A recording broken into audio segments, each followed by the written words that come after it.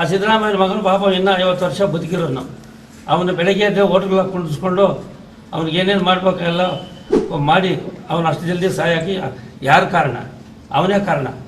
ಆ ಸಿದ್ದರಾಮಯ್ಯ ಮಗನು ಪಾಪ ಇನ್ನೂ 50 ವರ್ಷ ಬದುಕಿರೋನು.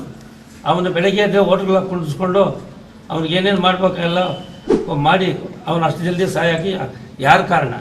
ಅವನೇ ಕಾರಣ. ಅದು 2016 ಜುಲೈ ಕೊನೆಯ ವಾರ ಬೆಲ್ಜಿಯಂ ದೇಶದ ಒಂದು ಹೋಟೆಲ್ನಲ್ಲಿ ಸ್ನೇಹಿತರೊಂದಿಗೆ ಮೋಜು ಮಸ್ತಿ ಮಾಡುತ್ತಿರುವಾಗ ಇದ್ದಕ್ಕಿದ್ದ ಹಾಗೆ ರಾಕೇಶ್ ಸಿದ್ದರಾಮಯ್ಯ ಅವರಿಗೆ ಹೊಟ್ಟೆ ನೋವು ಪ್ರಾರಂಭವಾಗುತ್ತದೆ. ತಕ್ಷಣವೇ ಅವರನ್ನ ಹತ್ತಿರದ ಆಸ್ಪತ್ರೆಗೆ ಕರೆದುಕೊಂಡು ಹೋಗಲಾಗುತ್ತದೆ.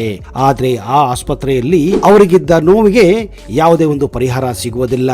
ಇದೇ ಕಾರಣ ಅವರು ಬೆಲ್ಜಿಯಂನ ಪ್ರತಿಷ್ಠಿತ ಯೂನಿವರ್ಸಿಟಿ ಆಸ್ಪತ್ರೆಯ ಐಸಿಯುನಲ್ಲಿ 1 ವಾರದಿಂದ ಚಿಕಿತ್ಸೆಯನ್ನು ಕೂಡ ನೀಡಲಾಗುತ್ತಿತ್ತು. ಆದರೆ ಚಿಕಿತ್ಸೆ ಫಲಕಾರಿಯಾಗದೆ ಕೊನೆಗೆ ಸಾವನ್ನಪ್ಪುತ್ತಾರೆ. ಕರ್ನಾಟಕದ ಆಗಿನ ಮುಖ್ಯಮಂತ್ರಿ ಸಿದ್ದರಾಮಯ್ಯ ಅವರ ಹಿರಿಯ ಮಗ 39ನೇ ವಯಸ್ಸಿನಲ್ಲಿ ಕರುಳು ಬೇನೆ ಕಾಯಿಲೆಗೆ ತುತ್ತಾಗಿ ಚೇತರಿಕೆ ಕಾಣದೆ ಜುಲೈ 31, 2016ರಂದು ನಿಧನವಾಗಿದ್ದಾರೆ.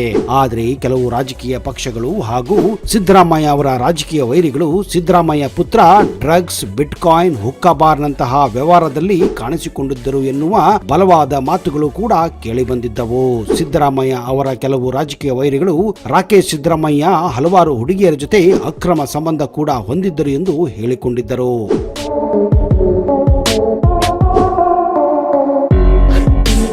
ಸಿದ್ದರಾಮಯ್ಯ ಅವರ ಎಡಗೈ ಬಂಟ MTB ನಾಗರಾಜ್ ಹೇಳುವ ಪ್ರಕಾರ ರಾಕೇಶ್ ಸಿದ್ದರಾಮಯ್ಯ ಹಾಳಾಗಲು ಕಾರಣವೇ ಹೆಬ್ಬಾಳದ MLA ಭೈರತಿ ಸುರೇಶ್ ಎಂದು ಕೂಡ ಹೇಳಿದ್ದಾರೆ. ಇವರಿಬ್ಬರು ಆಗಾಗ ಥೈಲ್ಯಾಂಡ್, ಮಲೇಷಿಯಾ, ಯುರೋಪ್ ಖಂಡಗಳಿಗೆ ಮಜಾ ಮಾಡಲು ಓಡಾಡಿಕೊಂಡಿದ್ದರು ಎಂದು ಹೇಳುತ್ತಾರೆ. ಇದೇ ಕಾರಣ ಒಂದು ಗೌಪ್ಯ ರೋಗದಿಂದ ರಾಕೇಶ್ ಸಾವಾಗಿದೆ ಎಂದು ಕೆಲವರು ಹೇಳುತ್ತಾರೆ. ಆದರೆ ರಾಕೇಶ್ ಸಿದ್ದರಾಮಯ್ಯ ಅವರಲ್ಲಿ ಹೆಪಟೋರೆನಾಲ್ ಸಿಂಡ್ರೋಮ್ ಬೆಳವಣಿಗೆ ಕಂಡುಬಂದಿತ್ತು. 72 ಗಂಟೆಗಳ ತೀವ್ರ ನಿಗಾ ನಂತರ ಏನಾದರೂ ಹೇಳಬಹುದೆಂದು ಐಸಿಯು ಮುಖ್ಯಸ್ಥ ಆಗ ಫಿಲಿಪ್ ಜೋರೆನ್ಸ್ ತಿಳಿಸಿದ್ದರು. ನಿರಂತರ ಡಯಾಲಿಸಿಸ್ ಕೂಡ ನಡೆಸಲಾಗಿತ್ತು. ವಿವಿಧ ಅಂಗಾಂಗಗಳ ವೈಫಲ್ಯ ತಡೆಯಲು ಸತತ ಯತ್ನ ಕೂಡ ವಿಫಲವಾದ ಕಾರಣ ರಾಕೇಶ್ ಅಸುನೀಗಿದ್ದರು. ಸಿದ್ದರಾಮಯ್ಯ ಅವರ ಕಿರಿಯ ಪುತ್ರ ಡಾಕ್ಟರ್ ಯತೀಂದ್ರ, ಕುಟುಂಬದ ಡಾಕ್ಟರ್ ರವಿಕುಮಾರ್ ಹಾಗೂ ಮತ್ತೊಬ್ಬ ತಜ್ಞವೊಬ್ಬರು ಆಗ ಬೆಲ್ಜಿಯಂಗೆ ತೆರಳಿದ್ದರು. ಸಿದ್ದರಾಮಯ್ಯ ಅವರು ಕೂಡ ಅದೇ ದಿನ ಬೆಲ್ಜಿಯಂಗೆ ಹೋಗಿದ್ದರು. ರಾಕೇಶ್ ಅವರ ತಾಯಿ ಪಾರ್ವತಿ, ಪತ್ನಿ ಸ್ಮಿತಾ ಹಾಗೂ ರಾಕೇಶ್ ಅವರ ಗೆಳೆಯರು ಆಸ್ಪತ್ರೆಯಲ್ಲಿದ್ದರು. ಈ ಹಿಂದೆ 2000 ಇಸ್ವಿಯಲ್ಲಿ ಅಪಘಾತವೊಂದರಲ್ಲಿ ಪೆಟ್ಟು ತಿಂದಿದ್ದ ರಾಕೇಶ್ ಅವರಿಗೆ ಕರುಳು ಬೇನೆ ಪ್ರಾರಂಭವಾಗಿತ್ತು. ಇದಕ್ಕಾಗಿ ಹಲವು ವರ್ಷಗಳಿಂದ ಚಿಕಿತ್ಸೆಯನ್ನ ಕೂಡ ಪಡೆಯುತ್ತಿದ್ದರು. ಆದರೆ ಬೆಲ್ಜಿಯಂ ಪ್ರವಾಸದ ವೇಳೆ ಎಪಿಗ್ಯಾಸ್ಟ್ರಿಕ್ ನೋವು ಉಲ್ಬಣವಾಗಿತ್ತು. ಎಪಿಗ್ಯಾಸ್ಟ್ರಿಕ್ ನೋವು ಉಲ್ಬಣವಾದ ಮೇಲೆ ರಕ್ತ ಹೆಪ್ಪುಗಟ್ಟುವಿಕೆ, ಕಿಡ್ನಿ ವೈಫಲ್ಯ, ವಿವಿಧ ಅಂಗಾಂಗಗಳ ವೈಫಲ್ಯಕ್ಕೆ ಕಾರಣವಾಗಬಲ್ಲಂತಹ ತೀವ್ರ ಆಘಾತಕರ ಪರಿಸ್ಥಿತಿ ರಾಜೇಶ್ಗಾಗಿತ್ತು. ಆದರೆ ರಾಕೇಶ್ಗೆ ಸೂಕ್ತ ಚಿಕಿತ್ಸೆ ಸಿಕ್ಕಿದ್ದರೂ ಕೂಡ ಚೇತರಿಕೆ ಆಗಲು ಆಗಲಿಲ್ಲ. ಪಚನ ಕ್ರಿಯೆಗೆ ಮಾರಕವಾಗಬಲ್ಲ ಪ್ಯಾಂಕ್ರಿಯಸ್ ಸಮಸ್ಯೆಗೆ ರಾಕೇಶ್ ಅವರಿಗೆ ಆಲ್ಕೋಹಾಲ್ ಪ್ರಮಾಣದ ಅಧಿಕವಾದ ಕಾರಣ ಪರಿಸ್ಥಿತಿ ತೀವ್ರವಾಗಿತ್ತು.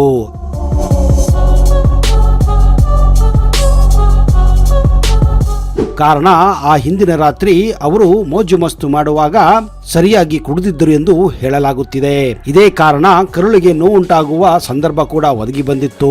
ಆದರೆ ರಾಕೇಶ್ ಅವರ ದೇಹ ಸ್ಥಿತಿ, ಬಹು ಅಂಗಾಂಗಗಳ ವೈಫಲ್ಯ ಸ್ಥಿತಿ ತಲುಪಲು ಏನು ಕಾರಣ ಎಂದು ತಿಳಿದಿಲ್ಲ ಎಂದು ಡಾಕ್ಟರ್ ಅಬ್ದುಲ್ ಖಾದರ್ ಆಗ ಅಭಿಪ್ರಾಯವನ್ನ ಪಟ್ಟಿದ್ದರು. ಆದರೆ ಕೆಲವು ಮೆಡಿಕಲ್ ರಿಪೋರ್ಟ್ಗಳನ್ನ ಇಲ್ಲಿ ಬಚ್ಚಿಡಲಾಗಿದೆ ಎಂದು ಕೂಡ ಹೇಳಲಾಗುತ್ತಿದೆ. ರಾಕೇಶ್ ಅವರ ಪತ್ನಿ ಸ್ಮಿತಾ ಅವರ ಕಡೆ ಸಂಬಂಧಿಕರು ಜರ್ಮನಿಯಲ್ಲಿದ್ದರು. ಅವರನ್ನು ಕಾಣಲು ರಾಕೇಶ್ ತೆರಳಿದ್ದರು. ಫ್ರಾನ್ಸ್, ಬೆಲ್ಜಿಯಂ ಪ್ರವಾಸ ನಿರತದಲ್ಲಿದ್ದಾಗ ಕಿಬ್ಬೊಟ್ಟೆಯಲ್ಲಿ ತೀವ್ರ ನೋವು ಕಾಣಿಸಿಕೊಂಡಿದ್ದು ತಕ್ಷಣವೇ ಗೆಳೆಯರ ನೆರವಿನಿಂದ ಆಸ್ಪತ್ರೆಯನ್ನ ಅವರಿಗೆ ಆಗ ಸೇರಿಸಿದ್ದರು. ಬೆಲ್ಜಿಯಂನ ಬೂಮ್ ನಗರದಲ್ಲಿ ನಡೆಯುತ್ತಿದ್ದ ಎಲೆಕ್ಟ್ರಾನಿಕ್ ಮ್ಯೂಸಿಕ್ ಹಬ್ಬಕ್ಕಾಗಿ ಟುಮಾರೋ ಲ್ಯಾಂಡ್ಗೆ ರಾಕೇಶ್ ಅವರು ಹೋಗಿದ್ದರು ಎಂದು ಗೆಳೆಯರು ಹೇಳಿದ್ದಾರೆ. ಸಿದ್ದರಾಮಯ್ಯ ಅವರ ರಾಜಕೀಯ ಉತ್ತರಾಧಿಕಾರಿ ಎಂದೇ ಬಿಂಬಿತರಾಗಿದ್ದ ರಾಕೇಶ್ ಸಿದ್ದರಾಮಯ್ಯ ಹುಟ್ಟಿದ್ದು 13ನೇ ತಾರೀಕು ಜುಲೈ 1977ರಲ್ಲಿ. ರಾಕೇಶ್ ತಮ್ಮ ಶಿಕ್ಷಣವನ್ನೆಲ್ಲ ಮುಗಿಸಿದ್ದು ಬೆಂಗಳೂರಿನಲ್ಲಿಯೇ. ರಾಕೇಶ್ ಅಪ್ಪ ಅಮ್ಮನ ಪ್ರೀತಿಯ ಮಗನಾಗಿದ್ದ. ಆದರೂ ಕೆಲ ಸ್ನೇಹಿತರು ಮಗನಿಗೆ ಸಿನಿಮಾ ಹುಚ್ಚು ಹಿಡಿಸಿದ್ದರಿಂದ ಅವರಿಬ್ಬರು ಬೇಸರಗೊಂಡಿದ್ದರು ಎಂದು ಕುಟುಂಬದ ಮೂಲಗಳು ಹೇಳುತ್ತವೆ. ದಶಕದ ಹಿಂದೆ ರಾಕೇಶ್ ಒಂದು ಚಿತ್ರದಲ್ಲಿ ಅಭಿನಯಿಸಿದ್ದರು. ಸಿದ್ದರಾಮಯ್ಯ ಅವರ ಪುತ್ರ ರಾಕೇಶ್ ಸಿದ್ದರಾಮಯ್ಯ ಸಿನಿಮಾ ನಟನೆ ಮಾಡಿದ್ದಾರೆ ಎಂಬುದು ಎಷ್ಟೋ ಜನರಿಗೆ ಗೊತ್ತೇ ಇಲ್ಲ. ರಾಕೇಶ್ ಸಿದ್ದರಾಮಯ್ಯ ಸ್ಯಾಂಡಲ್ವುಡ್ ನಲ್ಲಿ ಒಬ್ಬ ಒಳ್ಳೆಯ ನಟನಾಗಲು ಬಯಸಿದ್ದರು. ಇದರಿಂದಾಗಲೇ ಅವರು ನನಗೆ ನೀನು ನಿನಗೆ ನಾನು ಎಂಬುವ ಚಿತ್ರವನ್ನ 2002ರಲ್ಲಿ ಶೂಟಿಂಗ್ ಅನ್ನ ಆರಂಭಿಸಿದರು. ಚಿತ್ರದ ಶೂಟಿಂಗ್ ಆರಂಭವಾಗಿದ್ದರೂ ಚಿತ್ರ ಮಾತ್ರ ಬಿಡುಗಡೆಯಾಗಲು ಸುಮಾರು ವರ್ಷ ಕಾಯಬೇಕಾಗಿತ್ತು. ಆ ನಂತರ ರಾಕೇಶ್ ಆ ಸಿನಿಮಾ ಬಗ್ಗೆ ಸುದ್ದಿಯೇ ಇರಲಿಲ್ಲ.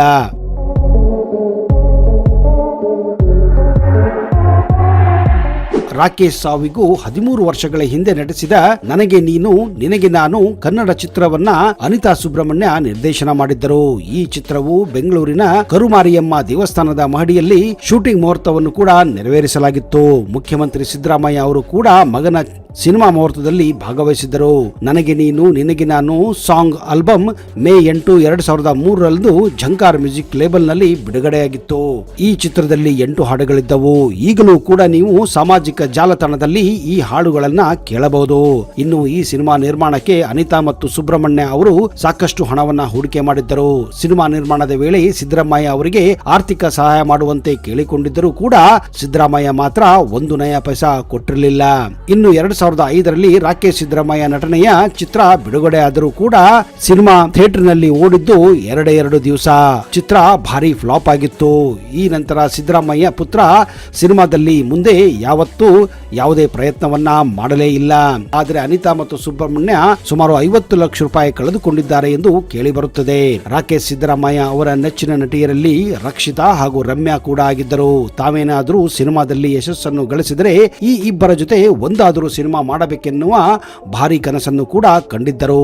ಕೆಲವರು ಹೇಳುವ ಪ್ರಕಾರ ಮುಂಗಾರು ಮಳೆಯ ನಾಯಕ ನಟಿ ಪೂಜಾ ಗಾಂಧಿ ಅವರನ್ನ ತುಂಬಾ ಇಷ್ಟಪಡುತ್ತಿದ್ದರು ಎಂದು ಹೇಳಲಾಗುತ್ತಿದೆ. ಇನ್ನು ಕೆಲವು ಗುಪ್ತ ಮಾಹಿತಿಯ ಪ್ರಕಾರ ಅವರಿಗೆ ರಷ್ಯನ್ ಬೆಡಗಿಯರ ಸಂಬಂಧ ಕೂಡ ಇತ್ತು ಎಂದು ಹೇಳುತ್ತಾರೆ. ಆದರೆ ಇವೆಲ್ಲ ಕಪೋಕಲ್ಪಿತ ಮೀಡಿಯಾ ಕಥೆಗಳೆಂದು ರಾಕೇಶ್ ಅವರೇ ಹೇಳಿಕೊಂಡಿದ್ದರು.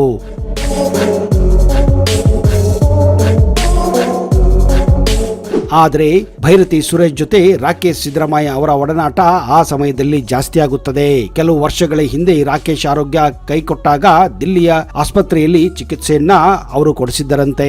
ರಾಜಕೀಯಕ್ಕೆ ಬಂದರೆ ಒಂದಿಷ್ಟು ಬದಲಾಗಬಹುದು ಎನ್ನುವ ಕಾರಣಕ್ಕೆ ಜಿಲ್ಲೆಯ ಕಾರ್ಯಕ್ರಮಗಳಿಗೂ ಸಿದ್ದರಾಮಯ್ಯ ಆವಾಗ ಕರೆದುಕೊಂಡು ಬರುತ್ತಿದ್ದರು. ಅನಂತರ ರಾಕೇಶ್ ರಾಜಕೀಯ ಜೊತೆ ವರುಣಾ ಕ್ಷೇತ್ರದ ಉಸ್ತುವಾರಿಯನ್ನು ಕೂಡ ನೋಡಲು ಪ್ರಾರಂಭಿಸಿದರು. ಮಗ ಬದಲಾಗುತ್ತಿರುವುದು ಅಪ್ಪನಲ್ಲಿ ಆಶಾಭಾವನೆ ಮೂಡಿಸಿತ್ತು. ಮುಖ್ಯಮಂತ್ರಿ ಸಿದ್ದರಾಮಯ್ಯ ಅವರ ಪರ ಮೈಸೂರಿನ ವರುಣಾ ಕ್ಷೇತ್ರದಲ್ಲಿ ರಾಕೇಶ್ ಅವರು ಸಕ್ರಿಯವಾಗಿ ಪ್ರಚಾರ ನಡೆಸಿ ಅಸೆಂಬ್ಲಿ ಚುನಾವಣೆಯಲ್ಲಿ ಕಾಣಿಸಿಕೊಂಡಿದ್ದರು. ಸಿನಿಮಾ ಹೀರೋ ಆಗಲು ಪ್ರಯತ್ನಿಸಿ ವಿಫಲರಾಗಿದ್ದ ರಾಕೇಶ್ ಅವರು ತಮ್ಮ ವೃತ್ತಿ ಬದುಕನ್ನ ರಾಜಕೀಯದಲ್ಲಿ ಕಾಣಲು ಬಯಸಿದ್ದರು. ಸಿದ್ದರಾಮಯ್ಯ ಅವರು ಚಾಮುಂಡಿ ಕ್ಷೇತ್ರದಿಂದ ಸ್ಪರ್ಧಿಸಿದರೆ ವರುಣಾದಲ್ಲಿ ಕಣಕ್ಕಿಳಿಸಲು ಸಿದ್ದರಾಮಯ್ಯ ರಾಜಕೀಯ ಲೆಕ್ಕಾಚಾರ ಮಾಡಿದ್ದರು. 2013ರ ವಿಧಾನಸಭೆ ಚುನಾವಣೆಯಲ್ಲಿ ಸಕ್ರಿಯವಾಗಿದ್ದ ರಾಕೇಶ್ ಕಾನೂನು ಕಟ್ಟಳೆ ಎದುರಿಸುವ ಪರಿಸ್ಥಿತಿಯು ಬಂದಿತ್ತು. ಚುನಾವಣೆಗೂ ಮುನ್ನ ಚಾಮುಂಡಿ ರಸ್ತೆಯ ಕುರುಬರಹಳ್ಳಿಯಲ್ಲಿ ಗಲಾಟೆ ನಡೆಸಿದ ಪ್ರಕರಣವೊಂದಕ್ಕೆ ಸಂಬಂಧಿಸಿ ರಾಕೇಶ್ ವಿರುದ್ಧ ನಜರ್ಬಾದ್ ಠಾಣೆಯಲ್ಲಿ ಐಪಿಸಿ ಸೆಕ್ಷನ್ 143 ಅಡಿ ಮೊಕದ್ದಮೆ ಕೂಡ ದಾಖಲಿಸಲಾಗಿತ್ತು. ಮೊದಲ ಬಾರಿಗೆ ಜುಲೈ 13ರಂದು ಕ್ಷೇತ್ರದಲ್ಲಿ ಅಭಿಮಾನಿಗಳೊಂದಿಗೆ ಹುಟ್ಟುಹಬ್ಬದ ಸಡಗರ ಮುಗಿಸಿ ಹೋದವರು ಅವರು ವಾಪಸ್ಸು ಭಾರತಕ್ಕೆ ಬರಲೇ ಇಲ್ಲ. ಆದರೆ ಅವರ ಮೈಸೂರಿನ ಕಡೆಯ ಕಾರ್ಯಕ್ರಮ ಟಿ ನರಸೀಪುರ ಮೈಸೂರಿನಲ್ಲಿ ಸಾಕಷ್ಟು ಅಭಿಮಾನಿಗಳನ್ನು ಹೊಂದಿದ್ದ ರಾಕೇಶ್ ಅಲ್ಲಿಯೂ ಕೂಡ ಹುಟ್ಟುಹಬ್ಬವನ್ನ ಆಚರಿಸಿಕೊಂಡಿದ್ದರು. ಮೈಸೂರಿನ ಕುವೆಂಪು ನಗರದಲ್ಲಿರುವ ನಿವಾಸದಲ್ಲೂ ಕೆಲವರು ತಮ್ಮ ಯುವ ನಾಯಕನನ್ನ ಸನ್ಮಾನಿಸಿದ್ದರು.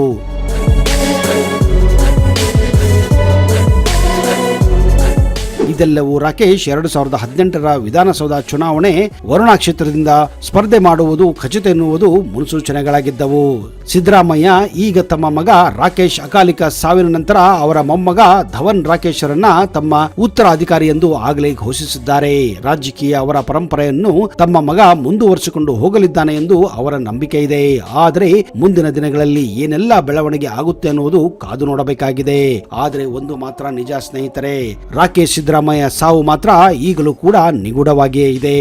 ಇದೇ ಕಾರಣ ಅವರ ರಾಜಕೀಯ ವೈರಿಗಳು ಸಿದ್ದರಾಮಯ್ಯ ಅವರನ್ನ ಪದೇ ಪದೇ ಆ ರಹಸ್ಯವನ್ನ ಪ್ರಶ್ನಿಸುತ್ತಾನೆ ಇರುತ್ತಾರೆ. ಆದರೆ ಅವರ ಸಾವಿಗೆ ನಿಖರವಾದ ಕಾರಣ ಆ ದೇವರೇ ಬಲ್ಲ. ಸ್ನೇಹಿತರೆ, ಈ ಒಂದು ಘಟನೆಯ ಬಗ್ಗೆ ನಿಮ್ಮ ಅನಿಸಿಕೆಗಳನ್ನ ದಯವಿಟ್ಟು ಕಮೆಂಟ್ ಬಾಕ್ಸ್ ಅಲ್ಲಿ ಹಾಕಿ. ಅಲ್ಲಿಯವರೆಗೆ ಜೈ ಹಿಂದ್, ಜೈ ಕರ್ನಾಟಕ. ನಿಮಗೆಲ್ಲ ಶುಭವಾಗಲಿ.